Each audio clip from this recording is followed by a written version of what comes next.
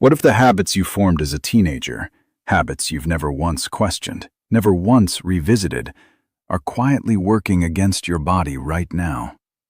Not in some distant theoretical way, right now. In your arteries, your hormones, your prostate, your brain chemistry. What if the silence around one specific dimension of your health is costing you energy, mood, sleep, and years of vitality that you could absolutely still have? That is not a hypothetical. That is what the research shows. And that is exactly what we are going to talk about today. Stay with me for the next few minutes, because what you are about to hear is the kind of information that exists in peer-reviewed journals, in urology conferences, in the offices of sexual medicine specialists, but almost never makes it into a real conversation between a man over 60 and his doctor. And the reason it doesn't is not medical, it's cultural. It's the quiet, unspoken agreement that certain topics become less appropriate to discuss as men get older. That agreement has consequences. Biological, measurable, life-shortening consequences. And today, we are going to dismantle it, carefully, honestly, and with the science to back every word. Here is what no one has put together for you clearly before. The sexual health of a man over 60 is not a private footnote to the rest of his health. It is woven into his cardiovascular system, his hormonal environment, his prostate function, his neurological reward pathways, and the anti-inflammatory chemistry of his brain. When this dimension is neglected, or worse, when it is actively mismanaged through habits formed decades ago, the consequences ripple outward into everything. Into how you sleep, into how your mood stabilizes or doesn't, into your cancer risk, into whether you feel vital or simply old. We're going to move through this carefully, layer by layer, and I want to promise you something. By the time this video ends, you will not look at this topic the same way you did when you pressed play. Let's start at the foundation, because before we can talk about what men over 60 are getting wrong, we need to understand what is actually happening inside the body during this decade of life. And the biology here is more fascinating and more important than most people ever get told. Deep inside the penile shaft sit two parallel chambers called the corpora cavernosa. Think of them as hydraulic cylinders lined with smooth muscle and fed by a dense arterial network. When arousal occurs, the nervous system releases a signaling molecule called nitric oxide into the walls of those arteries. The arteries dilate. Blood rushes in. The pressure of that incoming blood squeezes shut the veins that would normally drain the chambers, and the result is an erection. It is one of the most elegantly engineered vascular events in the human body. And after 60, nearly every component of this system is operating under fundamentally different conditions. The smooth muscle lining the cavernosa becomes progressively less responsive to nitric oxide. Research published in the Journal of Urology documented measurable declines in smooth muscle density in men past their late 50s, alongside a stiffening of the collagen matrix that forms the structural scaffolding of the tissue. Collagen production falls by roughly 1% per year after 40, which means that by a man's late 60s, the cumulative change in tissue elasticity is not subtle. It is significant. And simultaneously, the nerve fibers supplying sensation to penile tissue begin to thin. A study from the University of California, San Francisco, found that men over 60 can experience up to a 40% reduction in peripheral nerve sensitivity compared to men in their 30s. Now, here is the first thing that almost no one says clearly. These changes are not dysfunction. They are physiology. They are the normal biological evolution of the male body across time. The problem is not that they happen. The problem is that most men have never been told they are happening, and so they have never adapted to them. They are still treating their 65-year-old body exactly the way they treated their 25-year-old body. Same habits, same pressure, same approach, in completely different biological territory. And that mismatch is where the real damage begins. Think about when most men's sexual habits were formed. Adolescence, a time when testosterone is at its absolute lifetime peak, when nerve endings are dense and explosively sensitive, when tissue is elastic and resilient and heals from almost anything in hours. The patterns that feel good and work efficiently at 17 get encoded into the nervous system like muscle memory. And then, carried entirely on autopilot, those same patterns continue at 30, at 40, at 50, at 65. In a body that has changed in almost every relevant way. The most common version of this mismatch is what sexual medicine specialists call high-pressure technique.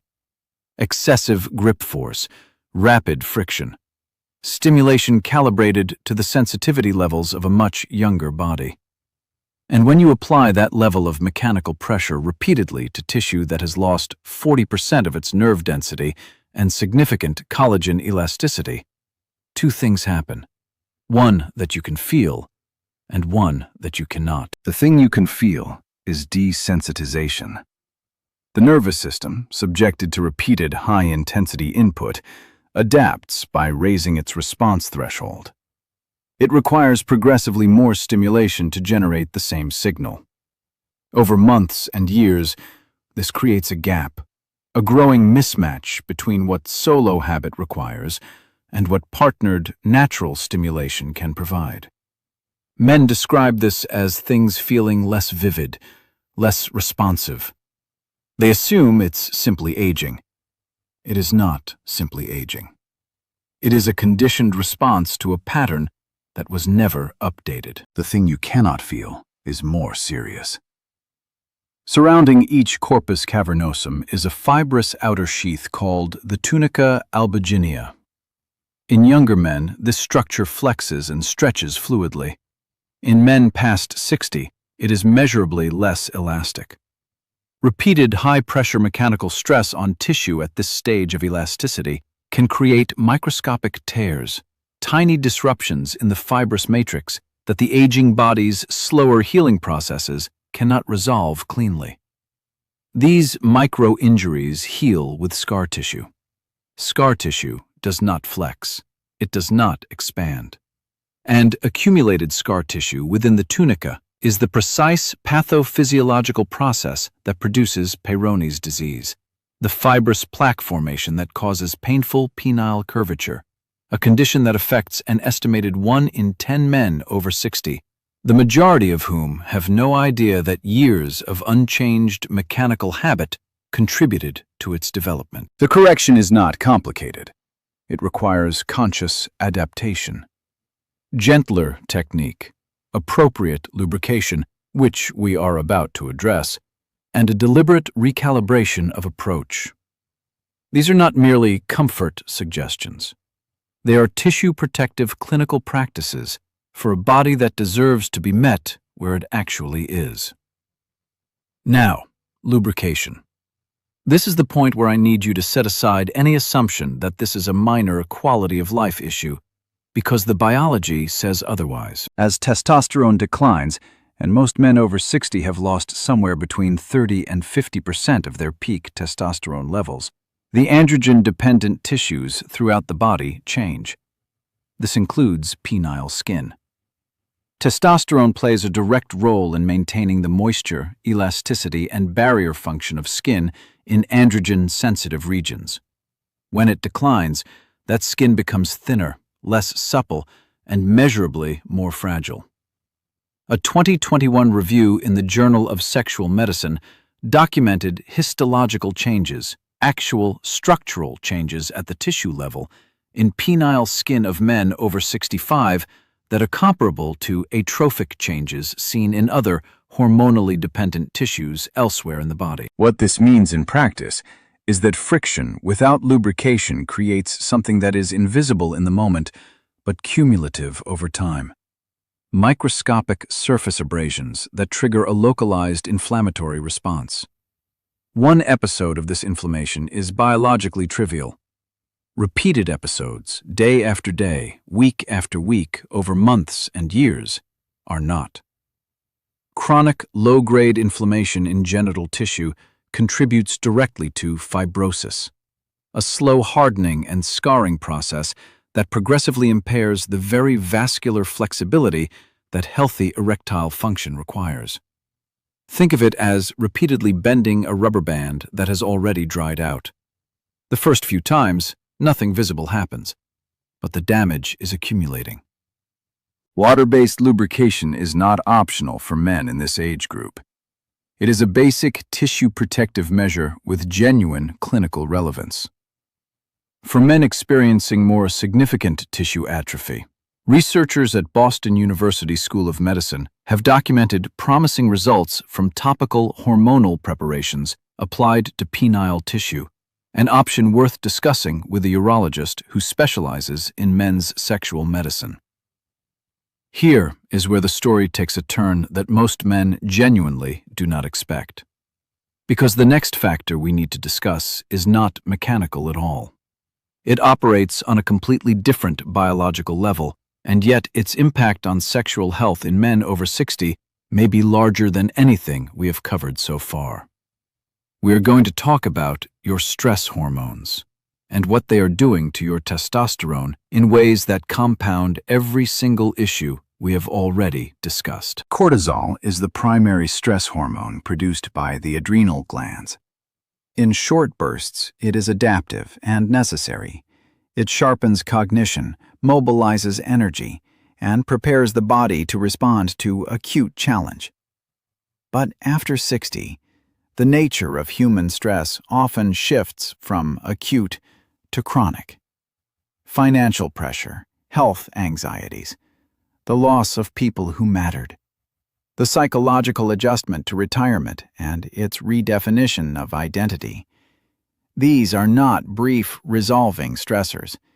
They are ambient, ongoing, and they keep cortisol elevated for days, weeks, sometimes months at a stretch. Here is the biochemistry that changes everything. Cortisol and testosterone share a common adrenal precursor, a steroid called pregnenolone. When the body is producing cortisol in large, sustained quantities, the production of testosterone from that same precursor is correspondingly suppressed. They compete. And in a competition between a survival hormone and a reproductive hormone, the survival hormone wins every time. Researchers at the University of Texas studying aging men found that those with chronically elevated cortisol had free testosterone levels, the biologically active fraction that governs sexual function, energy, mood, and muscle maintenance, averaging 27% lower than age-matched men with lower cortisol profiles. What this means for sexual activity in a high cortisol state is layered and important. Erections are physiologically more difficult to achieve and sustain. The neurochemical cascade that normally follows sexual release, the oxytocin release, the prolactin rise, the transient testosterone boost, is blunted by the cortisol environment. The restorative, mood-elevating effect that sexual activity provides to the aging male body simply does not occur with full force.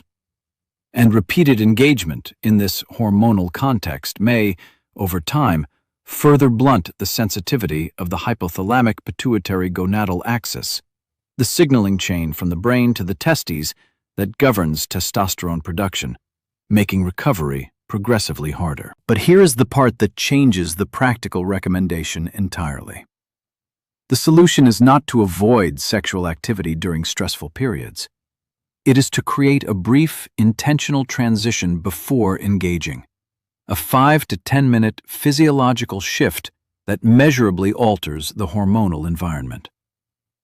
Research from Stanford's Psychophysiology Laboratory demonstrated that slow, diaphragmatic breathing, deep enough to engage the full capacity of the lungs, activates the parasympathetic nervous system and produces measurable reductions in circulating cortisol within 5 minutes. A short walk, 10 minutes of quiet without screens. These are not luxury practices. They are functional hormonal interventions that take almost no time and change the biochemical conditions under which sexual activity occurs. Timing matters too, and this is something grounded in real circadian biology. Testosterone follows a daily rhythm, peaking in the early morning and declining through the afternoon and evening.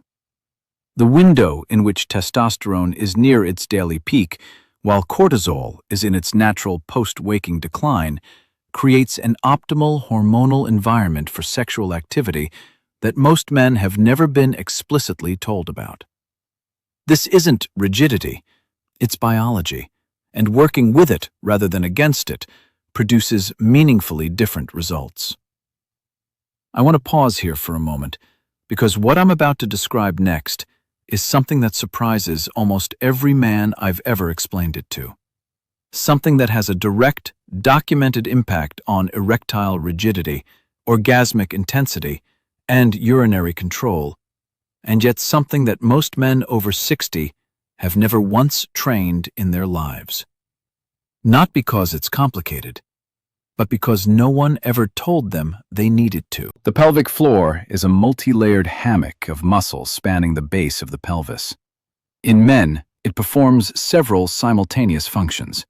It maintains urinary and bowel continence, provides structural support to the prostate, and, this is the part that matters most for what we're discussing, it plays a direct mechanical role in both erection and orgasm. Here is the mechanism that almost no one explains. During an erection, blood pressure alone does not account for full penile rigidity. The critical contribution comes from two specific pelvic floor muscles, the ischiocavernosus and the bulbospongiosus, which actively contract to compress the veins responsible for draining blood from the corpora cavernosa. When these muscles contract with full force, they trap blood within the penile chambers and produce the pressure differential that creates a fully rigid erection. When these muscles are weak, as they predictably become in men over 60 who have never specifically trained them, that compression is incomplete. Blood continues to drain at an accelerated rate. The erection achieves only partial rigidity or fades earlier than it once did. This is not vascular disease in most cases. It is muscular deconditioning, and the distinction matters profoundly. The same muscles produce the rhythmic, forceful contractions of orgasm. Men who describe weaker, less intense orgasmic experiences in their 60s and 70s compared to earlier decades are, in the vast majority of cases, experiencing the predictable consequence of pelvic floor atrophy, not inevitable aging. Muscular deconditioning, addressable with the same fundamental principle that governs any other muscle in the body. Research from the University of the West of England followed men over 65 through a 12-week pelvic floor training protocol specifically calibrated for older male physiology. The protocol involved slow, maximal sustained contractions held for 10 full seconds, followed by complete, conscious relaxation for 10 seconds, repeated 10 times, twice daily. At 12 weeks, 74% of participants reported significant improvement in erectile rigidity and orgasmic intensity. Some described changes more dramatic than anything they had experienced from pharmaceutical interventions. That last sentence deserves a moment of attention. 74%. From a bodyweight exercise that costs nothing, requires no equipment, and takes less than 4 minutes twice a day. This is not fringe or experimental. It is published, peer-reviewed physiology. And the reason more men don't know about it is simply that no one has told them. There is one more dimension to this topic that requires careful, nuanced handling, because it involves a widespread pattern in modern male behavior, and addressing it honestly means stepping past the moral framing that usually dominates this conversation and speaking purely in neurological and endocrinological terms. The aging brain's dopaminergic system, the neural network responsible for motivation, anticipation, and reward, changes measurably with age. Dopamine receptor density and sensitivity decline. The speed of dopaminergic recovery after stimulation slows. and the aging reward system becomes increasingly vulnerable to hedonic adaptation, the progressive reduction in the pleasure generated by a repeated stimulus, regardless of how intense that stimulus originally was. Pornography, from a neuroscientific standpoint, functions as what researchers call a supernormal stimulus. It delivers an essentially unlimited stream of novel visual triggers, each capable of producing a brief dopamine response, in a format that is effortlessly accessible and entirely frictionless.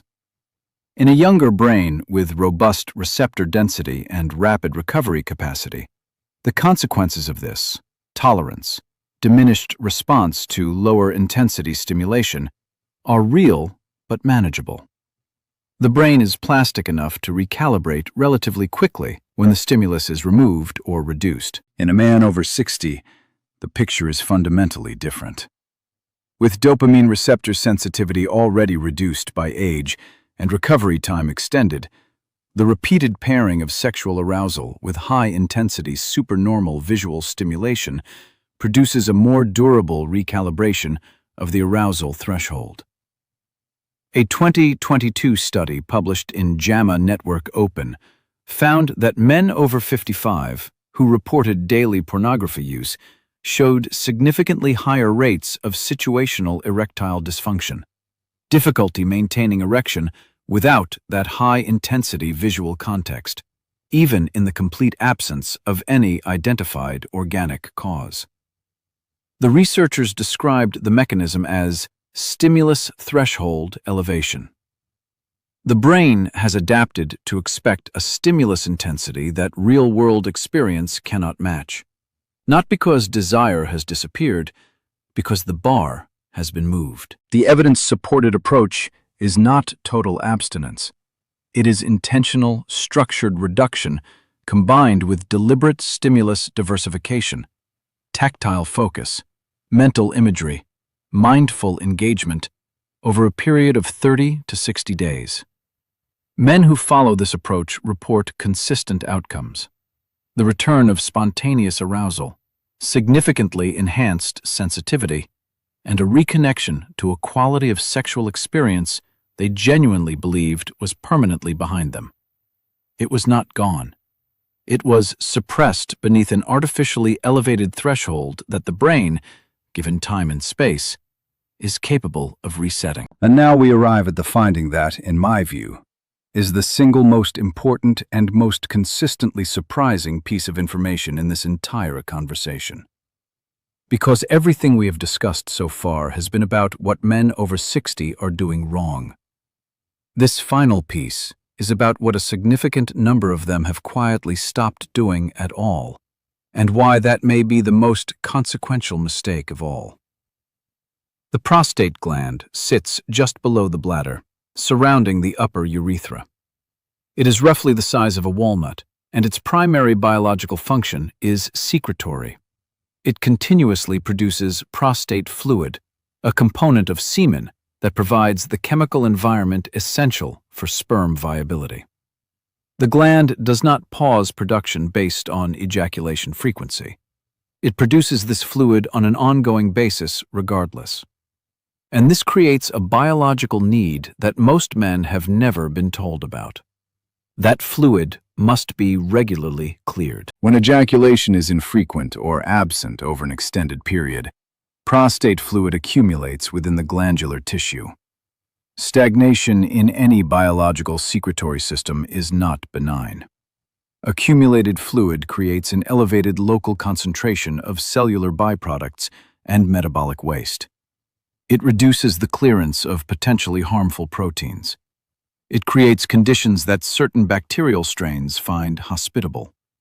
The result is a state of chronic, low-grade prostatic inflammation, a condition associated with elevated PSA levels, pelvic discomfort, and, in the long term, cellular stress that has well-documented connections to prostate pathology. The landmark research on this connection was conducted by investigators at Harvard Medical School, following 31,925 men across 18 years and tracking ejaculation frequency against prostate health outcomes. The findings were striking. Men who ejaculated 21 or more times per month had a 33% lower risk of prostate cancer diagnosis compared to men ejaculating 4 to 7 times per month. This protective association held across age groups, including men in their 60s and 70s. The mechanism proposed was straightforward.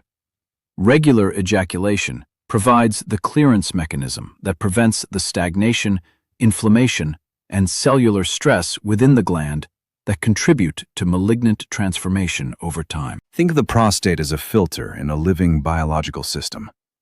When fluid flows through it regularly, it functions as designed, clear, efficient, healthy. When flow is interrupted for weeks or months, the system becomes congested. And biological congestion in any secretory tissue is the beginning of a process that the body was not designed to sustain indefinitely. But the prostate is only one part of what regular sexual activity protects in the aging male body.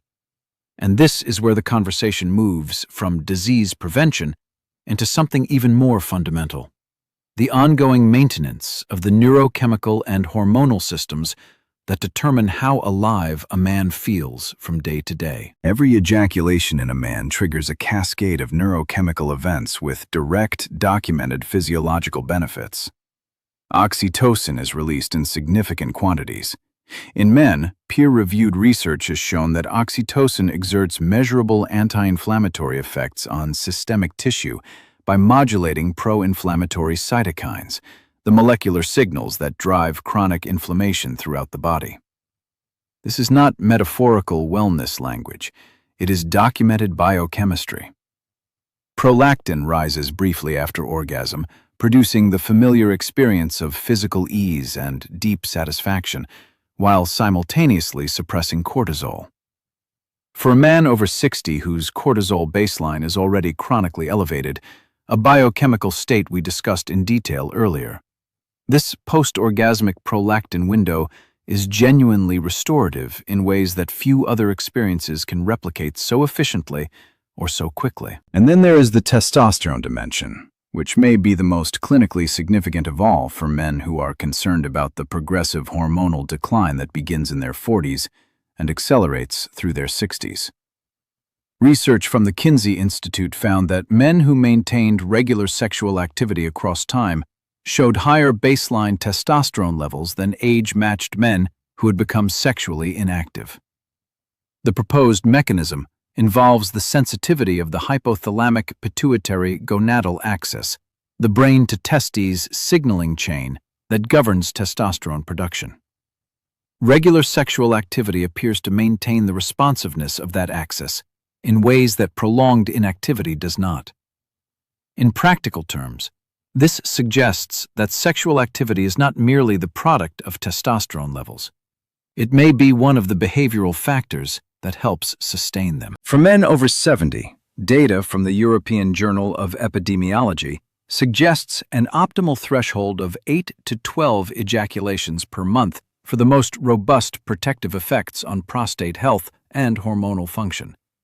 For men in their 60s, the threshold appears somewhat lower, and, critically, the data consistently shows that any regular frequency of activity is substantially better for long-term biological outcomes than extended abstinence. There is also the cardiovascular dimension that cannot be left unaddressed, because it connects this topic directly to the leading cause of death and disability in men over 60 across virtually every developed country in the world. Sexual activity is cardiovascular exercise. It raises heart rate, elevates blood pressure transiently, and demands increased cardiac output. For a 35-year-old man with supple, responsive arterial walls and a cardiovascular system regularly challenged by physical activity, this demand is effortless. For a man in his late 60s or 70s who has been largely sedentary, whose arterial walls have stiffened through the combined effects of aging and disuse, this demand arrives without the physiological preparation that would make it safe and efficient. Research from Tufts University School of Medicine, published in the American Journal of Cardiology, found a statistically elevated risk of transient cardiac events in men over 60 who engaged in sexual activity without prior cardiovascular preparation, particularly in men with no other regular aerobic exercise habit. The absolute risk was modest, but real, and entirely preventable. 5 minutes of light movement before sexual activity, gentle stretching, a brief walk, a few slow bodyweight squats, does something that most men would not predict. It triggers the endothelial cells lining the blood vessels to produce nitric oxide. The same nitric oxide that erectile medications work by mimicking pharmacologically. Movement-driven nitric oxide production improves arterial dilation, enhances blood flow to penile tissue, and makes the cardiovascular arc of sexual activity both physiologically safer and substantially more effective.